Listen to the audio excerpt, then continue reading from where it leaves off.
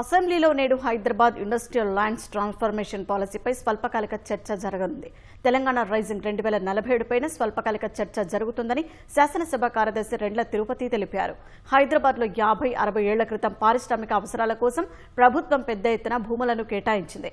నగరం విస్తరించడంతో పరిశ్రమలు నగరం మధ్యకు వచ్చేశాయి. దీంతో బాలానగర్, పటాన్ చెరువు, పాషమైలారం, బొల్లారం, అమీన్పూర్, బీరంగూడ, జీడిమెట్ల తదితర ప్రాంతాలు కాలుష్యానికి గురవుతున్నాయి.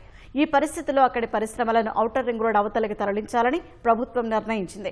ఇందుకోసం ఉమ్మడి ఆంధ్రప్రదేశ్లో 2013లో నాటి ప్రభుత్వం జీవో నంబర్ 20 ఇచ్చింది. దానికి అనుబంధంగా గతేడాది నవంబర్లో ప్రస్తుత కాంగ్రెస్ ప్రభుత్వం విధి విధానాలతో కూడిన హిల్ట్ సర్క్యులర్ జారీ చేసింది. 6 నెలల్లో 9,300 ఎకరాల పారిశ్రామిక భూములను బహుళ ప్రయోజనాలకు ఉపయోగించుకోవడానికి వీలుగా కన్వర్ట్ చేసుకోవాలని స్పష్టం చేసింది. దీనిపై విపక్షాలు పెద్ద ఎత్తున విమర్శలు చేస్తున్నాయి. ఈ పరిస్థితుల్లో అసెంబ్లీలో స్వల్పకాలిక చర్చ నిర్వహించాలని ప్రభుత్వం నిర్ణయించింది. నిన్న అసెంబ్లీలో ఆమోదం పొందిన జీఎస్టీ సవరణ బిల్లులు, తెలంగాణ విశ్వవిద్యాలయాల సవరణ బిల్లులను మండలిలో ప్రభుత్వం నేడు ప్రవేశపెట్టనుంది.